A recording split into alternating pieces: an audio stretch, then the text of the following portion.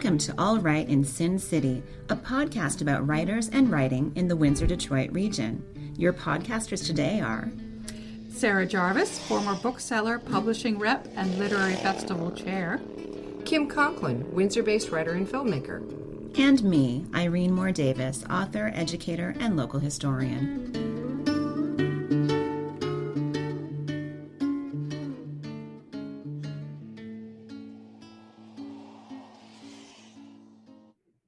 This recording takes place online in the era of safe physical distancing. Our featured guest today is Shani Mootoo.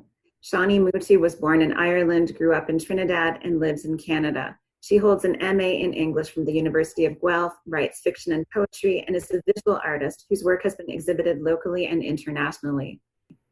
Mootoo's critically acclaimed novels include Moving Forward Sideways Like a Crab, Valmiki's Daughter, He Drowned She in the Sea, and Cereus Blooms at Night. She is a recipient of the K.M. Hunter Artist Award, a Chalmers Arts Fellowship, and the James Duggins Mid-Career Novelist Award from the Lambda Literary Awards. Her work has been longlisted and shortlisted for the Scotiabank Giller Prize, the International DUBLIN Literary Award, and the Man Booker Prize. She lives in Prince Edward County, Ontario. Her latest novel, Polar Vortex, was released in March 2020, and we're excited that she will be a guest in this year's virtual BookFest Windsor on October 16th. Welcome, Shani. Thank you very much. So you're both a writer and a visual artist. You're also a multimedia artist whose work has been featured at film festivals. How do you carve out time for all of these endeavors? Do you tend to tackle one project at a time, or can you work on things simultaneously? I have a very short attention span. So I can work on, one project for a little while, and then I must leave that and go and do something else. And what I have noticed is that I have to do something else that is also creative. So I just move between things, and sometimes it's between, say, photography and writing. Sometimes it's between fiction writing and poetry, or perhaps it's even baking bread. It's got to be something along those lines. So what's your writing process? Is there a certain place? Do you have a writing nook or a particular time of day that you write? No, I am also very undisciplined. So I tend to write in the kitchen. We have a very, very large working counter, and I've got my computer here. And when I was living in Toronto and also in Vancouver and so on, in big cities, I like to work in cafeterias. The noise, I need the noise, I need the movement around me. And yet, if someone were to come up and speak to me, I might not actually hear them. There's some way that when I'm working, I need this stuff, but I'm really, really in my brain.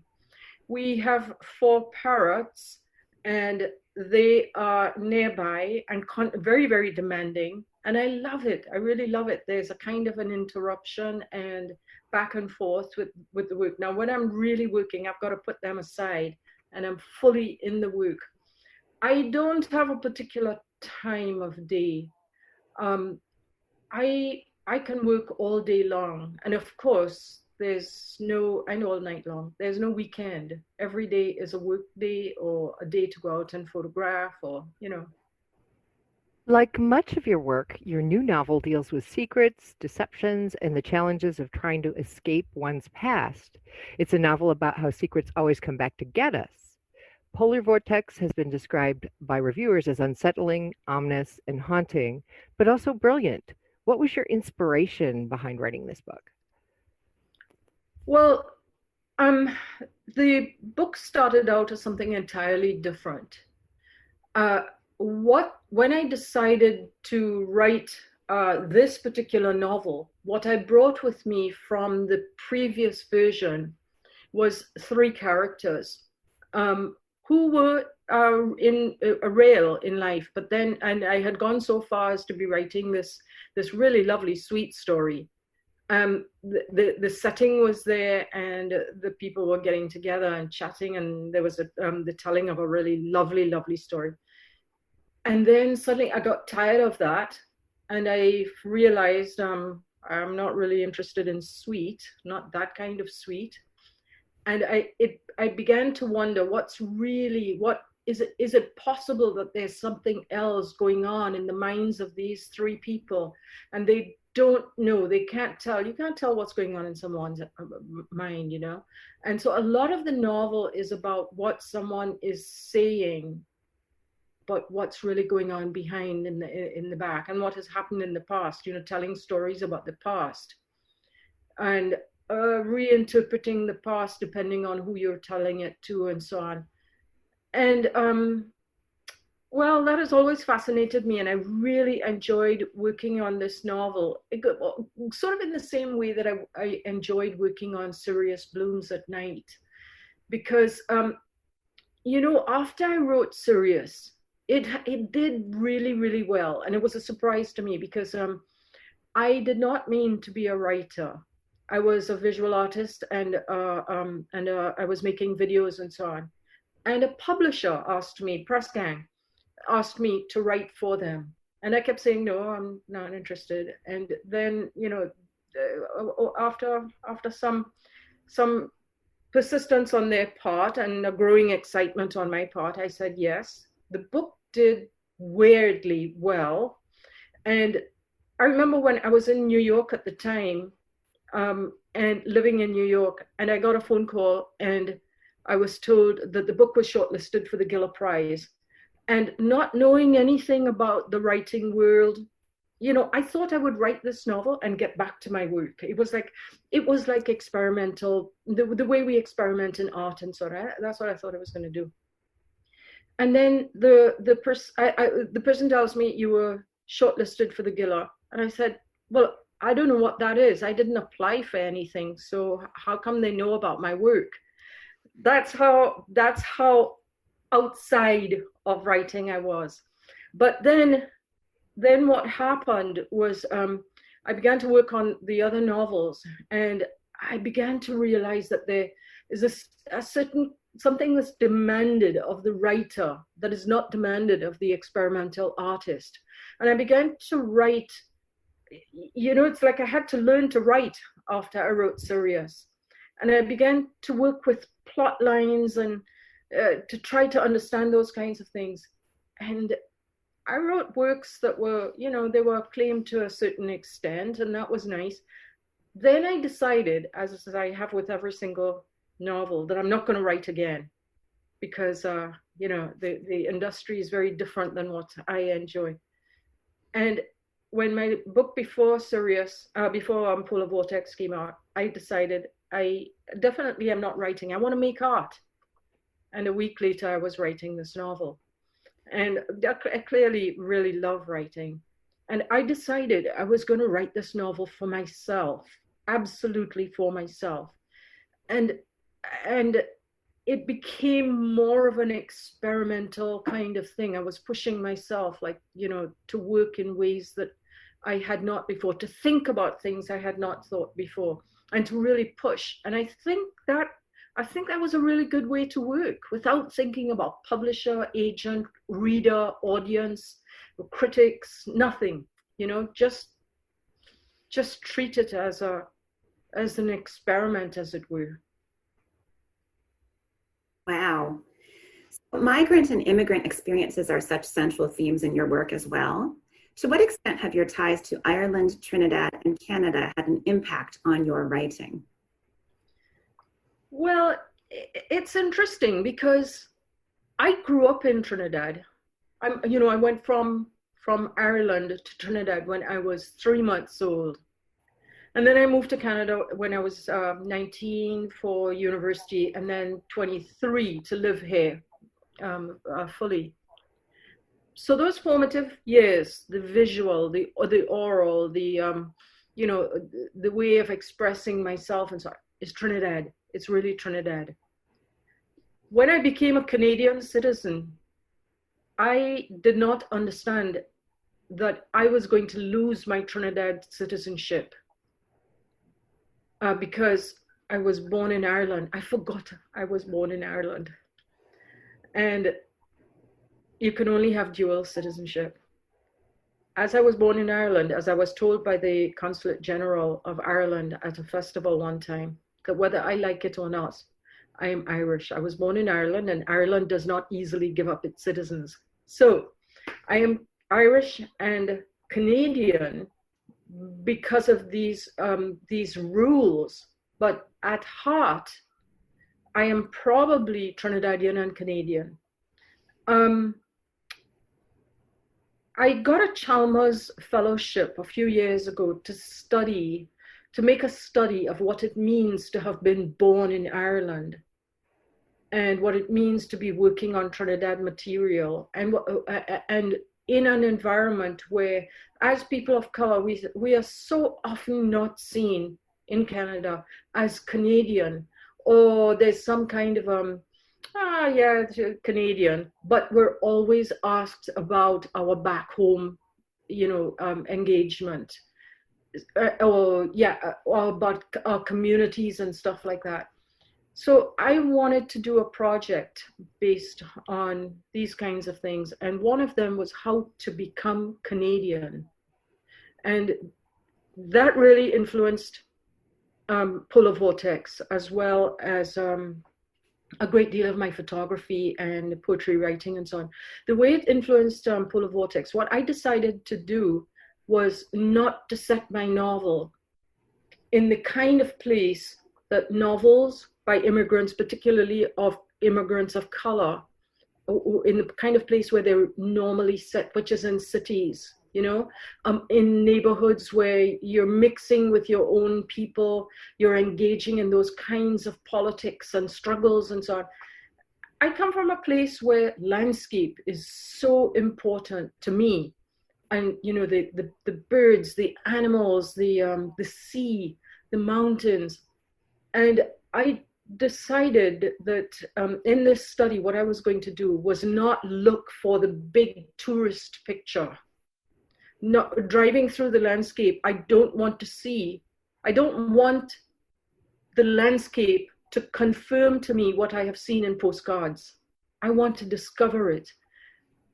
So that was, and that's what I did in Polar Vortex, trying to move through the land and to see the weather and to see the birds stuck in the ice and to talk about, in an ice storm, right? And you go on the lake and there are swans that have kind of almost frozen dead in the lake. And I wanted to see the minute, and in a kind of a way that translated into, I've not written a white woman character like Alex before.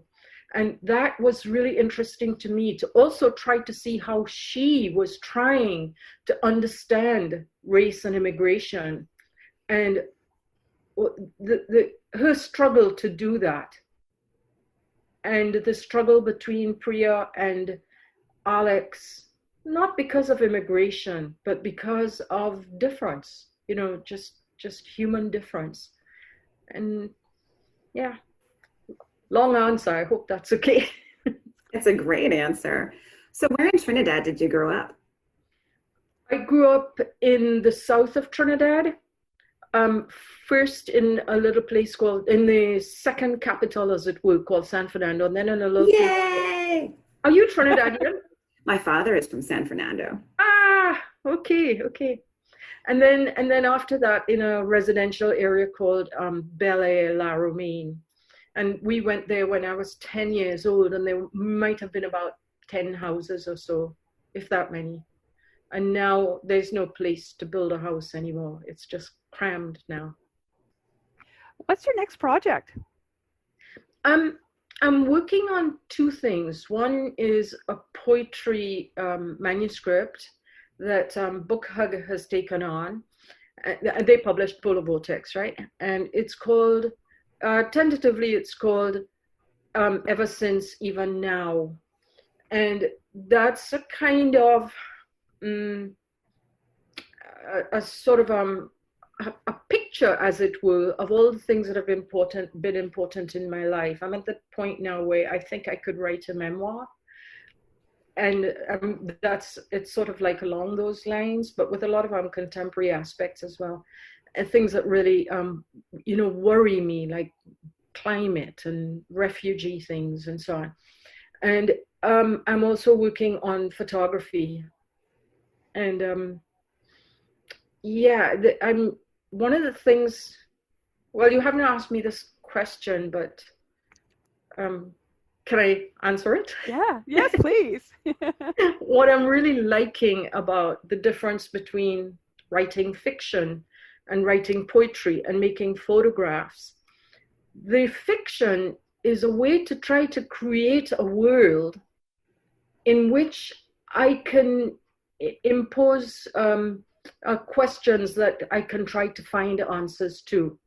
And then the poetry allows me a kind of non-fiction that states things but tries to find new ways to imagine them, to think about them, to experience, feel them, And the photography does, in a kind of a way, what I need most at this particular time. In this particular era, I find I'm thinking about photography a great deal. And I don't, in my photographs, create fictions like some photographers do. They create whole scenes and so on. What I want photography to do for me, it is landscape. What I want it to do for me is to show me what's there and to be assured that that thing is real. It's there. There's nothing fake about it. And it will be there in its own, it will be transformed. But like the grasses and the trees and the fields, that sort of thing, a body of water that's stagnant or something. There's an honesty and a truth in that I am really craving. And although I try to find honesty and truth in the fiction, you're making it up, right? It's stuff that your stories and characters and so on, you're making up. Would you like to read a little bit for our listeners? Sure, I'll do that. So most of the book is told from the point of view of Priya. And so you'd think I might want to read from the point of view of Priya, but I want to give you a little bit of Alex's words. And she is watching Priya and Prakash, the visitor who comes in and sort of disrupts things in their life. So Prakash has just arrived and she's watching, Priya had gone out. So Prakash arrives before Priya comes home. Priya is now coming in, okay? When finally we heard the front door open, Prakash swiveled to face Priya as she entered the house, but remained planted where he was, and from him erupted ebullient laughter. He outstretched his arms and, addressing both of us, exclaimed, "Look at her! Just look at you! Long time no see!" Still, he stayed where he was. I gathered he wanted to share the reunion with me, so I leaned against the stove on my side of the counter and watched. Priya didn't take off her jacket and boots, but came through the house directly to him. The warmth of his greeting was touching. He clearly wanted to hold on to her longer than she wanted. Priya was less effusive. She seemed less delighted than I'd imagined she'd be. I hoped this was not for my benefit. She said to him, "You're entirely grey." "I'm not grey," he returned, his voice seeming to feign a peevishness belied by the irrepressible grin he wore. He looked at me, an appeal it seemed, and I gathered this elaborate show of offense was a way of creating complicity among the three of us. He wore thin, gold wire-rimmed glasses, and behind them his eyes had turned misty. I thought I should turn away, leave them for a while, but I was more curious than ever about some obfuscated truth about their connection, and did not want to miss any of this. So I continued with the task of removing skin from the blanched tomatoes as I looked on. After inane banter about what time had and hadn't done to them both, Priya commenting that he'd come to resemble his father, at which he beamed, He reached for and held on to both Priya's hands and attempted to pull her toward him. That was a bit much, a bit theatrical, I thought. Perhaps she did too, as she stepped in toward him for barely a second and then, rather oddly, pulled a hand away. And although it seemed mostly because of the smile she wore, as if it were meant to be playful, gently slapped his cheek. Thank you. That was lovely. You're welcome. That really My was. pleasure. Thank you so much for being with us, Shani Mootoo. Shani's latest novel is Polar Vortex, and she will be one of the authors participating in this year's BookFest Windsor Festival de Livre, which will be held virtually October 15th to 18th. We hope to see you there too. I can't wait. Thank you. Thanks for joining us. Look for more episodes of All Right in Sin City wherever you listen to podcasts, or check out our website, allrightinsincity.com. For information and announcements of new podcasts, sign up to our email list or follow us on Facebook and Twitter.